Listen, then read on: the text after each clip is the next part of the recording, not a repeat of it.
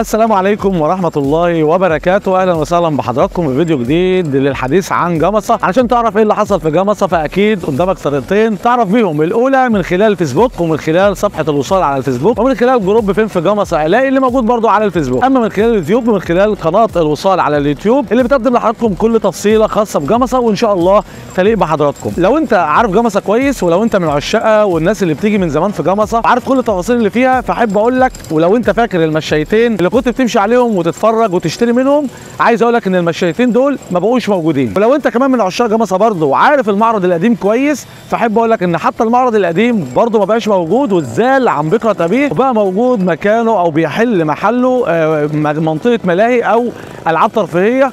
وكل ده طبعا هيبان لحضراتكم في الفيديو اللي موجود النهارده.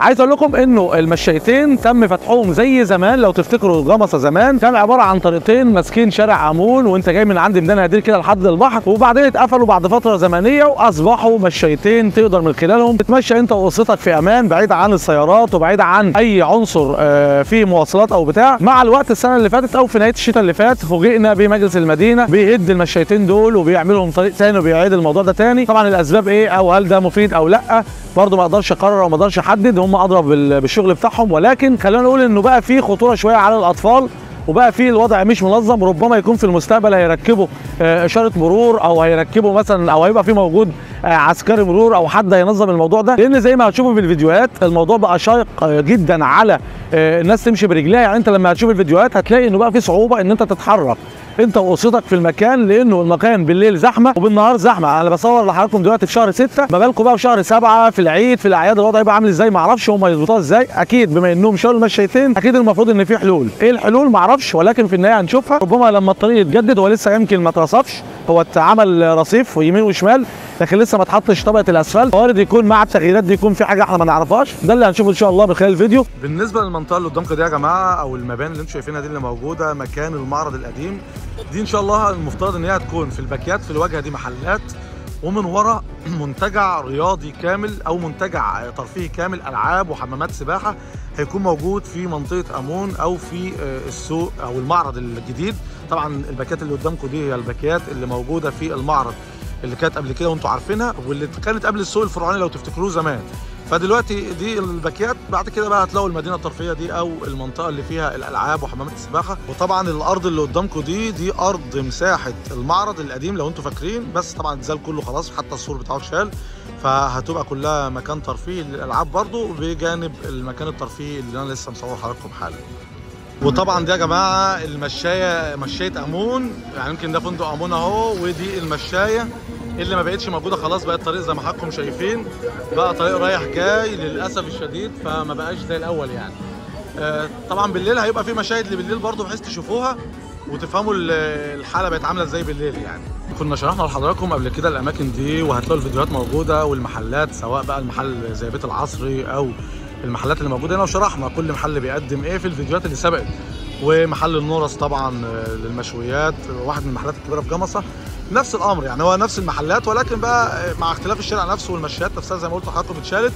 وزي ما انتم شايفين الصوره هي دي الصوره الحقيقيه الموجوده دلوقتي لجمصه اللي هتشوفوها باذن الله. يعني مش هنغير في الامر شيء الا لما مجلس المدينه باذن الله يقوم بتسفيل بقى الشارع ويكمل، اكيد ليهم دور وحاجات فربنا يعينهم ان شاء الله. لكن هي دي جمصه وهو ده المحلات اللي موجوده فيها دلوقتي، وده المشايه اتشالت زي ما قلت لحضراتكم. فان شاء الله يكون مصيف سعيد علينا جميعا وعلى حضراتكم. طبعا اهلا وسهلا بقى بيكم من ميدان هدير، هنصور اهو.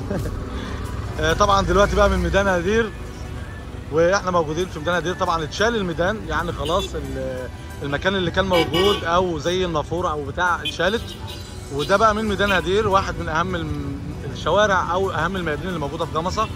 طبعا اتشال فيها الميدان، وطبعا زي ما انتم شايفين المشايتين اتشالوا من هنا من قدام المنطقه دي.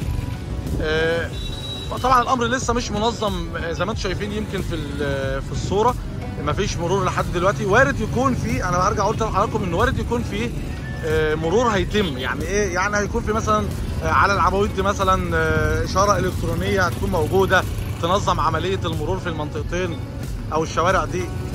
مثلا ان وقفه العربيات دي مثلا لو خدتوا بالكم وقفه العربيات دي هتمنع خروج اللي خارج من الشارع ده بشكل كبير، فاكيد هيبقى لها حل من مجلس المدينه، ونتمنى يعني يكون ده موجود. فاحنا في الانتظار، ولكن برضو احنا بننقل الصوره لحضراتكم، احنا مش بنقول سلبي ولا ايجابي، احنا بننشر بس لحضراتكم الحاجات عشان تعرفوا ايه المكان بالظبط وصل لايه وايه اللي حصل في جمصه من خلال المشايتين اللي اتزالوا. حبيبي، فدي البلد وده وضعها يعني. حبيبي اخبارك ايه؟ الله يبارك في عمرك حبيبي، عايش منك ابدا، الله يخليك. فدي البلد زي ما حضراتكم شايفين، او ده المشايتين وده ميدان هدير زي ما قلت لحضراتكم عبود. زي ما انتم شايفين يمكن العربيات بتعدي بالشكل عامل ازاي بسبب وقفه التروسيكل.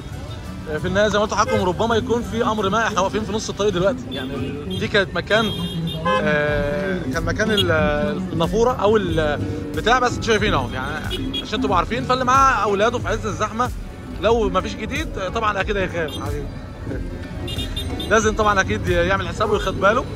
ونتمنى السلامه لحضراتكم، ونتمنى ان شاء الله ان مجلس المدينه حبيبي صباح الفل يا ابو هنا، ونتمنى ان مجلس المدينه ان شاء الله يقوم بحل الموضوع ده، يعني يسهل الدنيا، لان ده هيكون فيه خطوره كبيره وزحمه كبيره على رواد نصيب جمصه. ولكن اكيد ان شاء الله يبقى مصيف سعيد على حضراتكم باذن الله في 2023، ونتمنى ان مجلس المدينه ياخد كل القرارات اللي في مصلحه المدينه باذن الله.